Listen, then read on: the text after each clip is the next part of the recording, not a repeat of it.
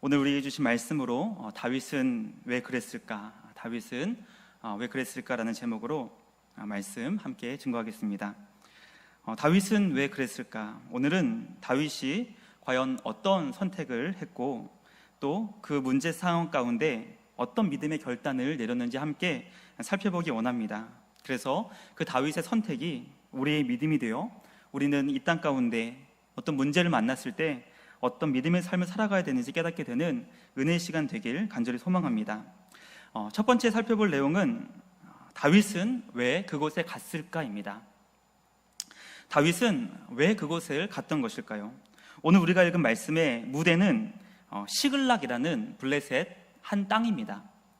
다윗은 그곳으로 가서 엄청난 위기를 경험하게 되었고 주님의 도우심과 응답으로 다시 회복하게 되었습니다. 이 사건이 일어난 이유는 다윗이 블레셋 땅에 갔기 때문입니다. 그러면 우리는 다윗이 왜 블레셋 땅으로 갔는지 그 이유를 성경은 사무엘상 27장 1절에 설명해주고 있는데요, 제가 말씀을 읽어드리겠습니다. 다윗이 그 마음에 생각하기를 내가 후일에는 사울의 손에 붙잡히리니 블레셋 사람들의 땅으로 피하여 들어가는 것이 좋으리로다. 사울이 이스라엘 온 영토 내에서 다시 나를 찾다가 단념하리니 내가 그의 손에서 벗어나리라 하고. 다윗이 블레셋 땅으로 갈 수밖에 없었던 이유는 사울의 손에 붙잡혀 죽지 않기 위함이었습니다. 아니, 그보다 더 근본적인 이유는 다윗이 이스라엘 땅에서 숨어 있을 곳이 없었기 때문이죠. 다윗은 블레셋 사람들이 공격받고 있던 그일랏 사람이라는 그 마을의 사람들을 구원해 주었지만 그 그일랏 사람들은 다윗이 숨어 있는 곳을 사울에게 보고했습니다. 은혜를 원수로 갚은 거죠. 그래서 그곳을 도망가서 십이라는 동네에 숨어 있었는데 그곳 사람들이 두 번이나 사울에게 다윗이 여기에 숨어 있다고 보고했습니다. 왜냐하면 사울 왕의 보복을 두려워했기 때문이었죠. 다윗을 숨겨준 것은 아닌데 그곳을 보고하지 않았다는 이유만으로 그곳 사람들이 모두 다 죽는 일들이 있었기 때문에 그일랏 사람이랑 또 십 사람들은 모두 두려웠던 것입니다. 그래서 다윗은 이제 더 이상 이스라엘 땅에는 숨어 있을 곳이 없다고 판단하여 울며 겨자 먹기로 블레셋 땅에 들어갈 수밖에 없었던 것이죠. 오늘 말씀을 묵상하며 우리는 아무리 그래도 기도는 해보고 가야지 할 정도로 다윗이 블레셋 땅에 들어간 것이 어리석은 결정이라고 생각할 수가 있습니다. 그러나 저는 과연 하나님께서 다윗이 블레셋 땅에 들어간 결정을 어떻게 보실까? 하나님은 그 결정을 어리석다라고 하실까라는 것을 묵상해보며 한 사건이 생각나게 되었습니다. 그것은 하나님의 백성이 위험을 피하여 애굽으로 내려간 사건이었죠. 누구였죠? 바로 예수님의 어머니와 아버지인 마리아와 요셉이었습니다. 마리아와 요셉은 그 헤롯의 칼을 피해 애굽에 내려갔을 때 하나님은 그 길로 인도해 주셨고 그곳에서 피할 수 있게 하셨습니다. 저는 다윗이 블레셋으로 갔던 이 상황과 마리아가 요셉이 애굽으로 피했던 상황이 너무나 비슷했던 것 같습니다. 하나님은 다윗을 이 일로 책망하지 않으셨고 요셉과 마리아가 애굽으로 피신했던 것처럼 블레셋에 다윗이 망명하게 된 그 이유가 바로 악한 세력의 공격에 피할 곳이 없었기 때문입니다. 이것을 다른 말로 하면 다윗은 이스라엘 땅에 기댈 수 있는 언덕이 없었다는 것이죠. 우리는 지금 수많은 사람들에게 기댈 수 있는 언덕이 필요하다는 것을 깨닫게 됩니다. 그리고 모든 인류에게 기댈 수 있는 유일한 언덕은 바로 예수 그리스도이시죠. 그러므로 예수 그리스도께서 우리 모두에게 기댈 수 있는 언덕이실 때 교회는 그들에게 기댈 수 있는 언덕이 되어 주어야 합니다. 그리고 우리 옆에 계신 성도님들이 다른 누군가에게 기댈 수 있는 언덕이 되어 주시기를 간절히 소망합니다. 다윗은 기댈 수 있는 언덕이 이스라엘 땅이 없었기 때문에 블레셋으로 망명할 수밖에 없었습니다. 우리 교회와 성도님들을 통해 누군가 기대어 쉴 수 있는 그런 언덕이 우리 가운데 있기를 간절히 소망합니다. 두 번째는, 그렇다면 다윗은 왜 스스로 하나님 앞에서 강해졌을까라는 것을 함께 살펴보겠습니다. 다윗이 하나님 앞에서 스스로 강해졌다는 말씀을 살펴보겠습니다. 자, 이제 블레셋으로 망명한 다윗은 가드 왕 아기스에게 여기에 머물 수 있도록 은혜를 구했습니다. 그리고 가드 왕 아기스는 다윗을 매우 좋게 여겨 시글락이라는 그 성읍을 주었습니다. 그리고 이제 블레셋이 이스라엘과 전쟁을 앞두고 있을 때 그 가드 왕은 다윗과 그의 군사들을 부릅니다. 왜냐하면 그들을 매우 신뢰했기 때문이죠. 다윗은 이때 이제 엄청 난감한 처지에 놓이게 되죠. 무엇이냐면 자신을 도와준 블레셋에게 도움을 준다면 이스라엘과 전쟁을 해야 됐고, 그러나 자신의 동족인 이스라엘을 공격할 수 없었기 때문에 다윗은 공격할 수도 없고 도망갈 수도 없는 매우 어려운 처지에 빠지게 되었습니다. 하나님은 그를 위기에서 건져주셨고 전쟁에 참여하지 않도록 길을 열어주셨습니다. 그리고 드디어 다윗은 3일 만에 자신이 살고 있던 그 시글락 땅에 돌아오게 되었고, 멀리서 그 땅을 바라보니 그 땅이 불에 타고 있는 거예요. 그래서 도착해서 현장을 보니 그 상황이 너무나 처참하고 심각했습니다. 바로 사랑하는 아내와 자녀들이 모두 아말렉 사람들에게 포로로 잡혀간 것이었죠. 600명의 군사들과 다윗은 모두 아내를 잃어버리고 자녀들도 다 포로로 잡혀가게 되었고, 더 이상 울 기력이 없을 정도로 그 군인들이, 그 용감한 군인들이 밤새 소리 높여 진이 빠질 때까지 울었습니다. 그리고 그 슬픔의 마음이 변하여 다윗을 향한 원망으로 바뀌게 되었고, 그들이 이제 다윗을 돌로 쳐 죽이자고 결단하게 되었습니다. 사랑하는 성도 여러분, 다윗과 함께하는 사람들이 어떤 사람들이었는지 사무엘상 22장은 우리에게 설명해주고 있습니다. 다윗은 그들에게 함께하자고 제안한 적이 없습니다. 오히려 다윗과 함께하는 사람들은 다윗을 찾아와서 나를 좀 도와달라고, 나를 좀 건져달라고, 나와 내 가족을 구원해달라고 사정하면서 다윗을 찾아왔던 자들이었습니다. 제가 말씀을 읽어드리겠습니다. 사무엘상 22장 1절과 2절입니다. 그러므로 다윗이 그곳을 떠나 아둘람굴로 도망하며 그의 형제와 아버지의 온 집이 듣고 그리로 내려가서 그에게 이르렀고, 환난당한 모든 자와 빚진 모든 자와 마음이 원통한 자가 다 그에게로 모였고, 그는 그들의 우두머리가 되었는데 그와 함께한 자가 400명 가량이었더라. 이때는 400명이었지만 또 점점 다윗을 찾아와서 군인들만 600명, 그리고 그 아내와 자녀들을 합하면 엄청난 사람들이 다윗을 따라왔죠. 오늘 쉬운 성경은 이들이 어떤 사람이었는지 더 쉽게 설명해주고 있습니다. 제가 읽어드리겠습니다. 어려움을 당하는 사람과 빚을 진 사람, 그리고 마음에 억울함을 가진 사람들이 다윗에게 몰려들었습니다. 즉 이들은 어렵고 빚이 있고 억울함이 있어서 다윗이 그것을 도와주지 않으면 살 소망이 없는 자들이었습니다. 다윗은 자기도 지금 사울의 칼을 피해 도망가고 있는 상황이었는데, 그렇기 때문에 누구도 돌볼 여력이 없는 자기 코가 석자인 상황이 바로 다윗이었지만, 다윗은 자신을 찾아온 모든 사람들을 다 받아주었고 그들에게 기댈 언덕이 되어주었습니다. 다윗을 찾아온 모든 사람들을 품어주고 먹여주었던 것이죠. 그런데 그들이 다윗을 돌로 쳐 죽이고자 합니다. 성경은 인간의 존재를 결코 낭만적으로 포장해주고 있지 않습니다. 너무나 힘들고 지쳐 저 좀 도와주세요, 저를 살려주세요, 이 은혜 평생 잊지 않겠습니다라고 아무리 고백해도 한순간 돌변해 기댈 언덕이 되어준 대상을 향해 돌로 쳐 죽일 수 있는 존재가 사람이라고 성경은 가르쳐주고 있는 것이죠. 위기를 만나 기댈 언덕이 필요했던 수많은 사람들이 다윗을 돌로 쳐 죽이고자 합니다. 이전에는 편안히 쉬어 그들에게 정말 참된 행복과 천국의 기쁨을 경험했던 그들이 아내가 빼앗기고 자녀를 잃게 되자 다윗을 돌로 쳐 죽이고자 한 것입니다. 다윗은 그 죽음의 상황 가운데 자신을 돌로 치려는 사람들을 만나 설득하지 않았습니다. 죽을 수 있는 상황 가운데 그것을 직감하고 도망하지 않았습니다.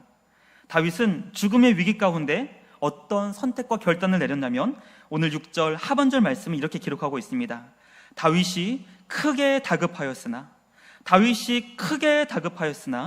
그의 하나님 여호와를 힘입고 용기를 얻었더라. 아멘. 이 말씀을 직역하면 다음과 같습니다. 다윗은 하나님 앞에서 스스로 강해졌다. 다윗은 하나님 앞에서 스스로 강해졌던 것입니다. 자신의 힘으로 죽음의 위기를 탈출하려고 하지 않았고, 누군가 기댈 언덕을 찾아 헤매지 않았습니다.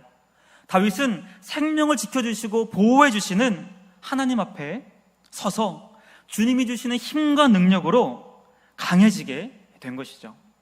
오늘 다윗이 하나님 앞에서 스스로 강해져 일어난 것처럼 그런 교회 하나님이 세워주실 줄 믿습니다. 오늘 마지막 세 번째는 다윗은 왜 그랬을까? 오늘 말씀의 제목처럼 다윗은 어떤 것을 했는지 함께 살펴보겠습니다. 다윗은 죽음의 위기 가운데 하나님의 힘으로 일어났습니다.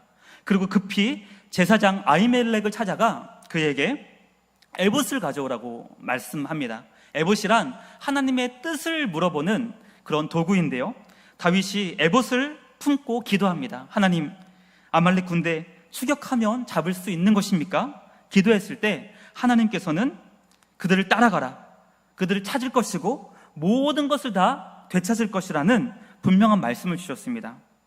그리고 다윗은 600명의 군사들에게 허리에 칼을 차고 이제 아말렉 군대를 추격하자고 명령했습니다. 그들이 전속력으로 아말렉 군사들을 추격합니다. 그런데 이제 문제가 발생하는 것입니다. 그것은 무엇이냐면 그들이 남쪽 약 25km를 달려가니 이제 더 이상 가지 못하겠다고 한 사람들이 발생한 것입니다. 600명 가운데 200명이라는 사람들이 뻗어버린 것입니다. 그런데 우리는 다윗이 처한 상황을 보면 왜 이런 일이 발생했는지 알게 됩니다. 오늘 한번 자막을 보여주시면 다윗의 군대가 지금 이런 상황이었습니다. 이들이 시글락에서 가드 왕의 명령을 받고 아벳까지 가면 그 길이 200리입니다. 80km. 그래서 80km 갔다가 그 하나님의 도우심으로 다시 돌아옵니다. 그럼 왕복 160km의 행군을 했는데 도착해보니 아내가 빼앗기고 아내가 사라지고 자녀들이 없기 때문에 진이 빠질 때까지 울었습니다. 밤새 울었습니다. 그러면 이들에게는 더 이상 여력이 없는데 이제 다윗의 명령으로 전속력으로 남쪽 25km 부솔 시내까지 간 것이죠. 그러면 지금 이들의 상황이 어떤 상황입니까? 이들에게는 한 걸음조차 내걸을 수 있는 힘이 없었던 것입니다. 그러므로 200명의 군사들이 더 이상 못 가겠다고, 퍼져버린 사람들이 이상한 것이 아니라 가겠다고, 아내를 구하겠다고, 자녀를 구하겠다고 나아간 400명이 참 대단했던 것이죠. 다윗은 그런 상황을 다 알고 있었기 때문에 그들을 끌고 가지 않았습니다. 그들을 그곳에 머물게 하고 나머지 사람들과 추격합니다. 가던 중 애굽 사람을 만나게 되고 그를 먹을 양식과 물을 주어 그가 아말렉이 어디 있는 곳을 알려주었습니다. 그리고 이 아말렉 군사들이 얼마나 많았던지 이틀 동안 그들을 공격하여 그들 가운데 400명은 도망가게 되고 아내와 자녀들과 빼앗긴 모든 것을 다 되찾게 되었습니다. 주님 말씀대로 응답을 경험한 것이죠. 그런데 이제 문제가 생겼습니다. 그 400명의 군사들과 아내와 자녀들과 잃어버린 모든 것들을 찾아가고 있을 때 부솔 시내에서 퍼져버린 200명을 만나게 된 것이죠. 그때 다윗과 함께 있는 사람들 중에 한 똑똑하고 지혜로운 사람들이 이렇게 제안합니다. 다윗이요, 이 모든 것이 다 다윗의 것입니다. 다윗의 처분에 모든 걸 맡기겠습니다. 그런데 우리가 이렇게 열심히 수고하고 목숨을 걸고 생명을 걸고 찾은 것이 다윗과 우리의 것이지 않겠습니까? 그러니 아내와 자녀들만 돌려보내는 것이 어떻겠습니까? 라는 것을 제안합니다. 자, 우리 성도님들, 만약에 우리가 부솔 시내에서 퍼져버린 200명이라면 더 이상 가지 못하겠다고, 한 발도 내딛지 못하겠다고, 이는 더 이상 여력이 없다고 퍼져버린 200명이 만약에 우리라면 다윗이 우리에게 와서 그래도 아내들은 주겠다고, 자녀들은 주겠다고 라고 그들에게 아내와 자녀들을 돌려주면 과연 그 마음이 어떻겠습니까? 만약에 200명의 군사가 저라면 저는 다윗에게 엎드려 저랬을 것입니다. 왜냐하면 전쟁에서 승리한 것은, 그 모든 것은 승리한 사람의 것이기 때문에 200명의 사람들에게는 돌아올 몫이 없는 거예요. 그런데 다윗이 그래도 우리가 가족 아니냐고, 아내는 주겠다고, 자녀들은 노예로 삼지 않겠다라고 만약에 얘기해 준다면 저는 다윗에게 100번이라도, 400명의 군인들에게 100번이라도 절하며 감사하다고, 나 재물 하나도 나에게 돌아오지 않아도 된다고 분명히 그랬을 것입니다. 그런데 성경은 오늘 다윗 곁에서 재물을 돌려주지 말자고 제안한 이들을 어떻게 표현하냐면 그들이 악한 자와 불량배라고 표현합니다. 다른 성경은 그들은 사악하고 야비하며 나쁜 사람들이었다고 번역하고 있습니다. 우리는 그들의 주장이 정당해 보입니다. 그들의 주장대로 한다고 해도 아무런 문제는 없었을 것입니다. 그런데 다윗은 오늘 23절의 말씀으로 그들의 제안을 한마디로 거절합니다. 다윗은 23절의 말씀으로 전쟁에 참여한 자나 전쟁에 참여하지 않은 자나 모두 동일한 몫을 얻게 될 것이라고 말하며 이것을 이스라엘의 규례와 법도로 세우겠다고 공표합니다. 25절의 말씀이죠. 그날부터 다윗이 이것으로 이스라엘 율례와 규례를 삼았더니 오늘까지 이르니라. 다윗은 오늘 어떤 얘기를 하는 겁니까? 하나님이 나를 통하여 세우실 이스라엘은 전쟁에 참여하는 자나 참여하지 않은 자나 모두 같은 몫을, 그들의 몫을 그들에게 얻게 되는 나라를 나는 세울 것이다 라고 주장한 것입니다. 지금 우리가 살고 있는 이 사회를 정의하는 다양한 그런 단어들 가운데 능력이라는 키워드가 있습니다. 능력. 그래서 우리가 살고 있는 사회를 능력주의 사회라고 고백하고 표현합니다. 능력주의 사회의 특징은 간단하죠. 무엇이냐면 능력 있는 사람에게 더 많은 돈, 더 많은 혜택을 주더라도 그것을 전혀 이상하게 생각하지 않는 것입니다. 저 사람에게 더 많은 돈을 주고 더 많은 혜택을 줄 때 누가 물어봅니다. 왜 이래? 왜 그렇게 그 사람한테 많이 줘? 그러면 저 사람 능력이 많아서 그래. 그러면 우리는 그렇구나 하고 당연하게 받아들이는 것이죠. 그리고 만약에 누군가 상대적으로 능력이 부족한 사람에게 적게 줄 때 그 사람 능력이 부족해서 적게 받는 거야 라고 하면 이것을 만약에 우리가 당연하게 받아들인다면 우리는 능력주의 사회가 만든 그 법칙을 나도 모르게 순응하고 있는 것이죠. 다윗은 그 곁에서 다윗이여 능력주의 사회를 만듭시다 라고 제안했던 이들을 향해 그렇게 못한다고, 이같이 못한다고, 그렇게 할 수 없다고 분명하게 알려줍니다.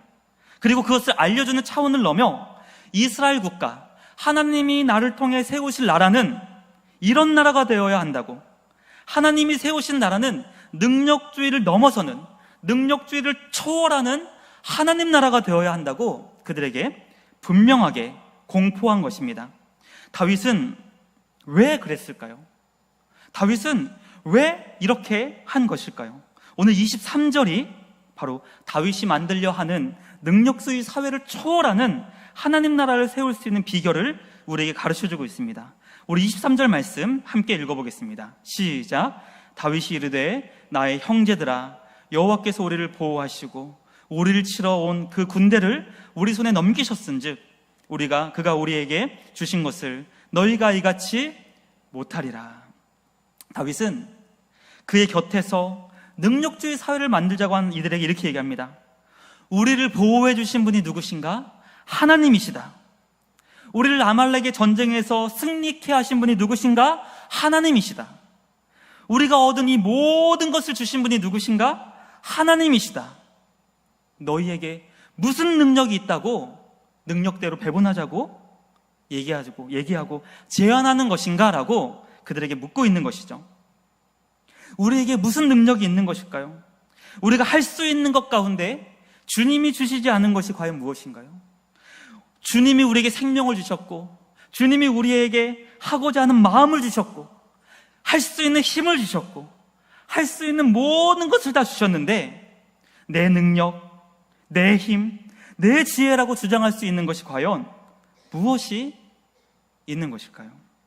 다윗은 가는 곳마다 자신이 숨어 있는 곳을 알려준 사울에게 자신이 숨어 있는 곳을 보고했던 이들을 향해 미워하거나 불평하지 않았습니다.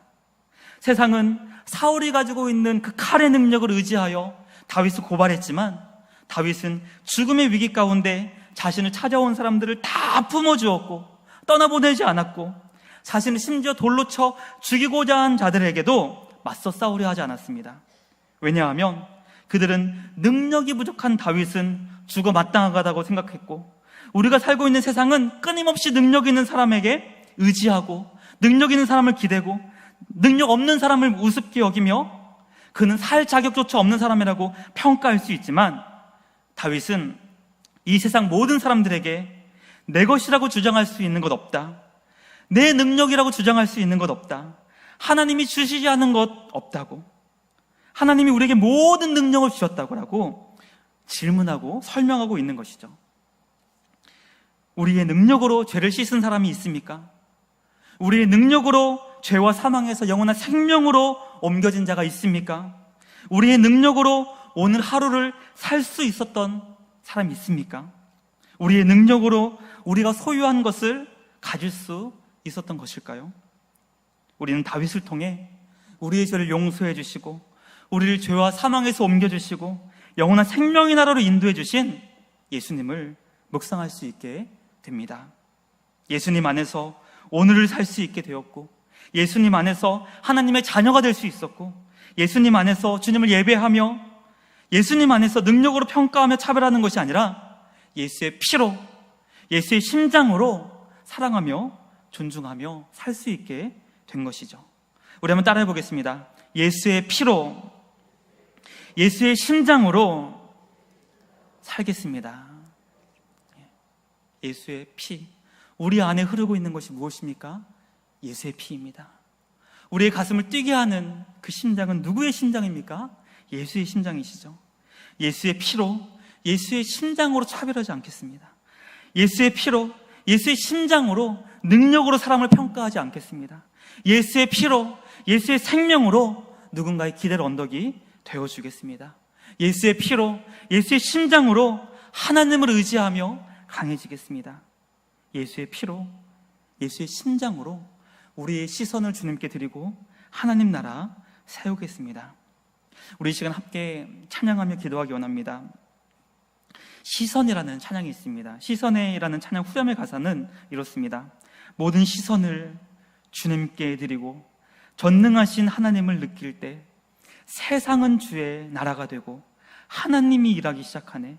우리의 시선, 우리의 눈을 하늘 영광의 보좌를 향하게 되면 그곳에 계신 전능하신 하나님을 느낄 수 있게 되고 전능하신 하나님을 느낄 때 세상이 주님의 나라로 우리는 바꾸어 나갈 수 있게 되는 것이죠. 오늘 이 찬양을 함께 드리며 전능하신 하나님 안에서 다윗이 꿈꾸고 다윗이 규례와 법도로 세운 능력주의를 초월한 하나님의 나라 함께 세워나가는 우리 모두가 되시길 주님의 이름으로 축복하며 기도하겠습니다.